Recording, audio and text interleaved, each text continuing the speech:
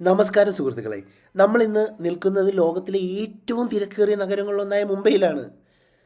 പക്ഷേ ഈ കാഴ്ചകൾ നിങ്ങൾ കണ്ടില്ലേ?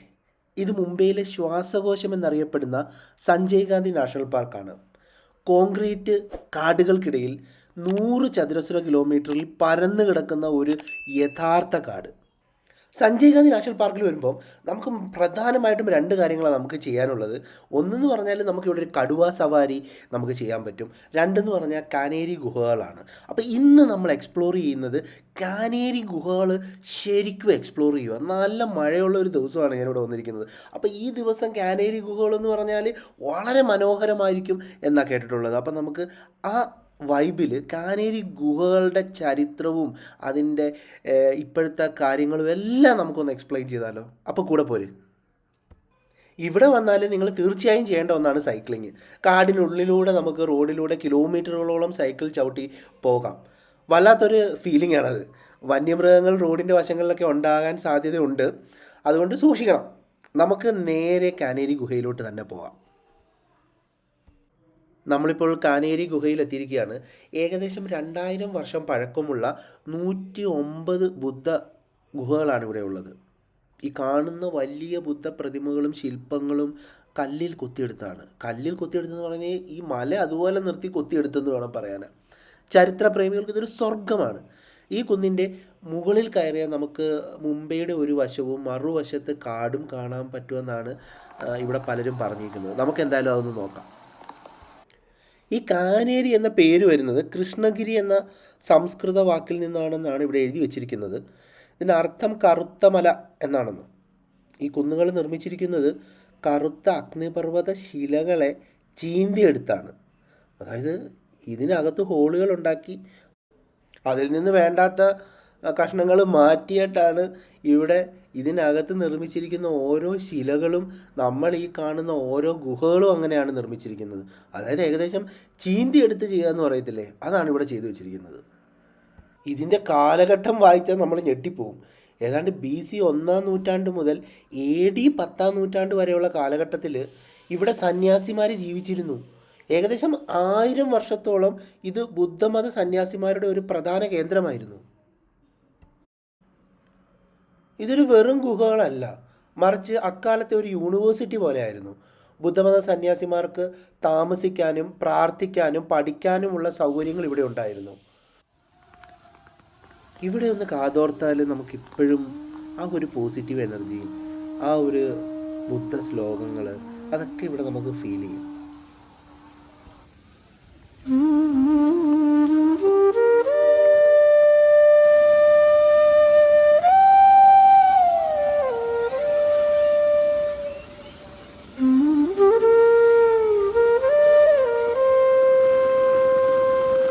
ബുദ്ധം ശരണം ഗച്ഛാമി ധർമ്മം ശരണം. ഇവിടെ നിൽക്കുമ്പോൾ നമുക്ക് അങ്ങ് അകലെ കണ്ടോ മുംബൈ നഗരം കാണാൻ കഴിയും. സംഘം ശരണം ഗച്ഛാമി. മൗര്യ ശതവാഹന രാജവംശങ്ങളുടെ കാലഘട്ടം എന്ന് പറയുന്നത് ഈ പറയുന്ന സമയങ്ങളിലാണ്, ഈ നൂറ്റാണ്ടുകൾക്കിടയിലാണ്, ഈ 1000 വർഷങ്ങൾക്കിടയിലാണ്. അപ്പം ആ സമയത്തായിരുന്നു ഇവിടെ നിർമ്മാണ പ്രവർത്തനങ്ങൾ വളരെ സജീവമായിരുന്നു എന്നാണ് ഇവിടെ ബോർഡുകളിൽ എഴുതി വച്ചിരിക്കുന്നത്. പ്രകാശം അറിവിൻ്റെ പാതയിൽ നീങ്ങുന്ന നേരം മനസ്സിൽ നിറയുന്നു ശാന്തി തൻ തീരം.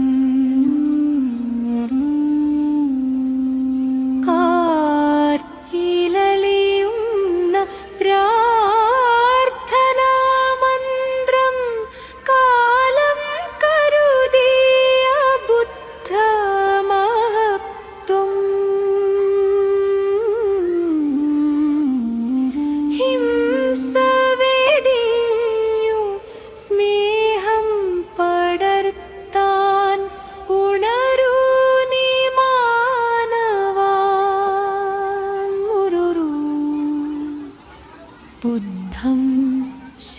ശാന്തം ശാന്തി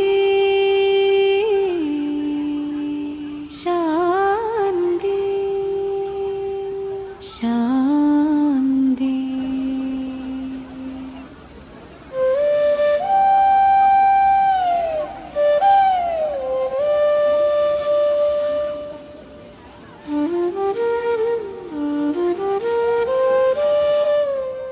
ഇവിടെ ഇങ്ങനെ നിൽക്കുമ്പോൾ ഈ സ്ഥലം നമുക്ക് നൽകുന്ന ഒരു പ്രത്യേക ഫീലിംഗ് ഉണ്ട്. അതിന് ഒരു മാസ്മരികമായ ഒരു ദൈവിക ചൈതന്യമുണ്ടെന്ന് തന്നെ നമുക്ക് പറയാൻ പറ്റും.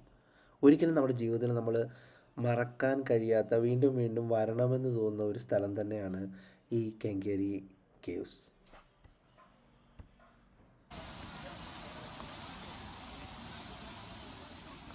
നമ്മൾ വ്ലോഗ് തുടങ്ങിയപ്പം കണ്ടില്ലായിരുന്നു ആദ്യത്തെ ഗുഹ.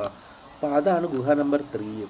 അവിടെ നമുക്ക് ബുദ്ധൻ്റെ കൂറ്റൻ പ്രതിമ നമുക്ക് അതിനകത്ത് കാണാൻ പറ്റും. അതിനകത്തോട്ട് പക്ഷേ ക്യാമറ കയറ്റില്ല. ഈ എല്ലാ ഗുഹകൾക്കകത്തും, മെയിൻ ഗുഹകൾക്കകത്ത് എല്ലാം കണ്ടു. ഇതിൻ്റെ അതെല്ലാം കൊത്തുപണികളുണ്ട് ആക്ച്വലി. അപ്പോൾ ഇതെല്ലാം 6-ാം നൂറ്റാണ്ടിൽ ചെയ്ത കൊത്തുപണികളാണെന്നാണ് പറയപ്പെടുന്നത്.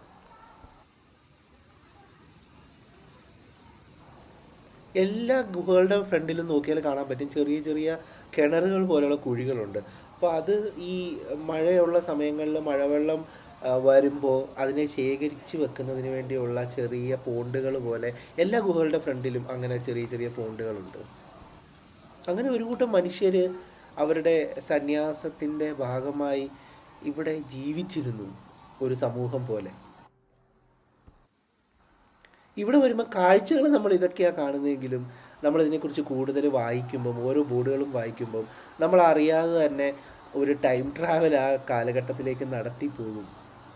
അത്ര മനോഹരമായ, നമ്മൾ ഈ ആളുകളെ ഒന്നും കാണുന്നില്ല. അതിന് പകരമായിട്ട് നമ്മൾ പലപ്പോഴും നമ്മുടെ ഉള്ളിലൂടെ ഓടുന്നത് ആ കാലഘട്ടവും ആ കാലഘട്ടത്തിലെ സന്യാസിമാരും അവരുടെ ഡ്രസ്സുകളും അവർ നടന്നു പോകുന്ന വഴികളും, മൊത്തം ഒരു ബ്ലാക്ക് ആൻഡ് വൈറ്റിൽ നമ്മുടെ ഉള്ളിൽ തെളിയുന്ന ഒരു വല്ലാത്ത ഒരു ഫീലാണ് ഇവിടെ.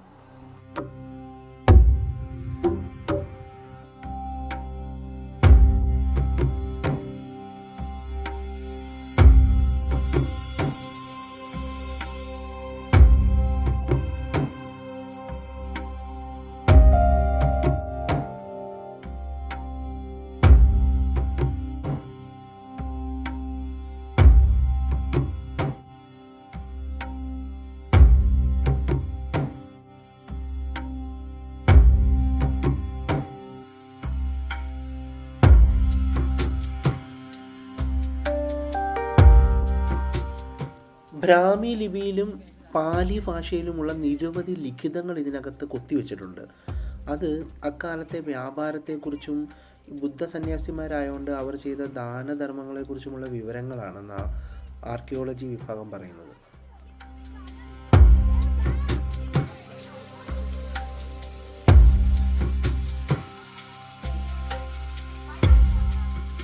ഇതൊക്കെ ആ കാലഘട്ടത്തിൽ അവരുടെ സമാധാനപൂർവമായ ധ്യാന ഇടങ്ങളായിരിക്കാം.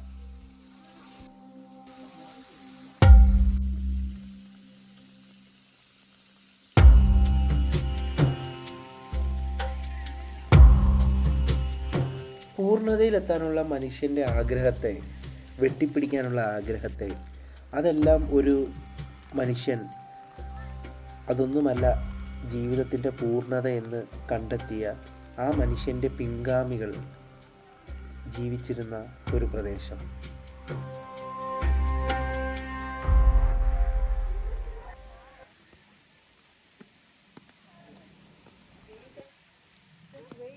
ഇവിടെ നമ്മൾ വെക്കുന്ന ഓരോ ചുവടുകളും നമ്മൾ സൂക്ഷിച്ചു വെക്കണം. കാരണം മഴയുള്ള സമയമാകുമ്പോൾ നല്ല വഴുക്കലുണ്ടായിരിക്കും. അപ്പോൾ ആ വഴുക്കലുകളൊക്കെ നോക്കി വേണം ഇവിടുന്ന് പിടിച്ചിറങ്ങണം. ഈ കൈവരികളും കൈവരികൾ സെപ്പറേറ്റ് ചെയ്ത് ഇവിടെ വെച്ചിരിക്കുകയാണെന്നാണ് തോന്നുന്നത്. അതെ, ഈ പ്രദേശം നമുക്കൊരു നടുത്തളം എന്നൊക്കെ പറയുന്ന കൂട്ട് തന്നെ. കണ്ടോ, വലതും ഇടതുമായിട്ട് 2 മലകളുണ്ട്. അതിൻ്റെ ഇടയിലൂടെ ഒരു വെള്ളച്ചാട്ടമുണ്ട്. ആ രണ്ട് മലകളിലും കണ്ടോ ഓരോ കേവുകളായിട്ട് നിൽപ്പുണ്ട്. ഇതൊരു നടുത്തളം എന്നൊക്കെ പറയാൻ പറ്റുന്ന രീതി. നമുക്ക് ഇവിടെ നിന്നാൽ കുറച്ച് ടോട്ടൽ നമുക്കൊരു കുറച്ച് ഭാഗം മുഴുവനായിട്ട് കാണാൻ പറ്റത്തില്ല, കാരണം ഇതിൻ്റെ പിന്നെ നമ്മൾ കയറി പോകും തോറും ഇത് നമ്മൾ എത്രത്തോളം നിങ്ങൾക്ക് മനസ്സിലാവുന്നുണ്ടെന്ന് എനിക്കറിയത്തില്ല. പക്ഷെ ഇവിടെ വന്നാൽ മനസ്സിലാവും ഈ രണ്ട് മലകളിലായിട്ട് നിറയെ കേവുകളാണ് ഇങ്ങനെ മനുഷ്യൻ കൊത്തി വെച്ചിരിക്കുന്നത് അവൻ്റെ സന്യാസത്തിൻ്റെ ഭാഗമായി. ഒരു കേവിനുള്ളിലൂടെ ഒക്കെ നടന്നത് ഏകദേശം ഇതുപോലെ ഇരിക്കും. കണ്ടോ, ഇവിടെ ഇങ്ങനെ നിരനിരായ കേവുകളുണ്ട്. അപ്പോൾ ചില കേവുകൾ എന്ന് പറഞ്ഞാൽ ഒരു വീട് പോലെ തന്നെ ഇത് കണ്ടോ, ഇവിടെ നിന്ന് നമ്മൾ നോക്കി നമുക്ക് കാണാൻ പറ്റുന്ന ഒരു സ്ഥലമാണ്.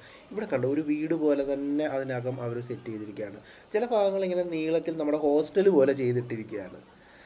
ഇവിടെ ഞാൻ മറ്റൊരെണ്ണം കാണിക്കാം. ഇത് കണ്ടോ, ഇത് ഇങ്ങനെയുള്ള ഇത് തൂണുകളൊക്കെ ദ്രവിച്ചു പോയതാണ്. അപ്പം കണ്ടോ ഇവിടെ ഒരു ചെറിയ, അപ്പം നമുക്ക് മനസ്സിലാവുന്നതെന്ന് പറഞ്ഞാൽ സന്യാസിമാരുടെ ഓരോ വിഭാഗങ്ങൾ കാണത്തില്ലേ, ഗുരുക്കന്മാർ കാണും, സ്റ്റുഡൻസ് കാണും, അങ്ങനെയുള്ള ആളുകൾക്ക് വേണ്ടി പല പല ഐറ്റംസും, പിന്നെ കോമൺ ആയിട്ട് അവർക്ക് പ്രാർത്ഥനാ സ്ഥലങ്ങൾ, പാഠശാലകൾ, അങ്ങനെ അതിമനോഹരമാണ്. മുംബൈയിൽ നിങ്ങൾ വരികയാണെങ്കിൽ ഉറപ്പായിട്ട് നിങ്ങൾ വിസിറ്റ് ചെയ്യേണ്ട ഒരു സ്ഥലമാണ് ഈ കെങ്കേരി കേവ്സ് എന്ന് പറഞ്ഞാൽ. സഞ്ജീവ് ഗാന്ധി നാഷണൽ പാർക്കിൽ ഞാൻ പറഞ്ഞു വിട്ട് നിങ്ങൾക്ക് സൈക്കിൾ സവാരി ഉണ്ട്, നമുക്ക് ടൈഗർ സവാരി പോകാം. പക്ഷെ അതൊന്നും പോയില്ലെങ്കിലും നിങ്ങൾ ഇതിനു വേണ്ടി മാത്രം സമയം സ്പെൻഡ് ചെയ്താൽ കണ്ടില്ലേ, നമ്മുടെ ജീവിതത്തിൽ ഒരിക്കലും മറക്കാൻ കഴിയാത്ത കാഴ്ചകൾ മാത്രമല്ല, ഇവിടുത്തെ എനർജി, ഇവിടുത്തെ ഫീലിങ്സ്, അതെല്ലാം മറ്റൊരു ആൻഷ്യൻ്റ് ലൈഫിലേക്ക് നമ്മളെ കൂട്ടിക്കൊണ്ടു പോകും.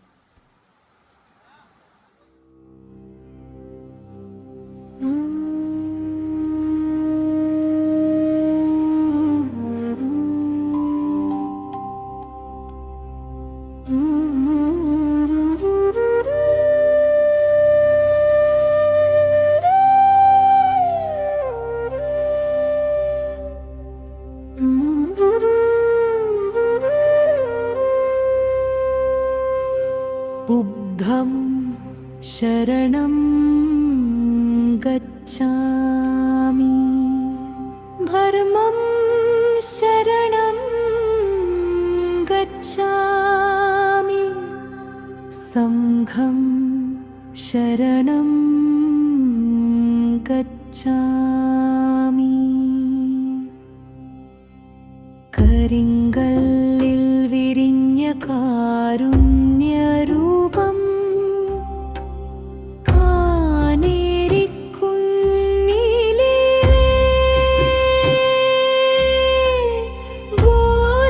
ബോധിപ്രകാശം, അറിവിൻ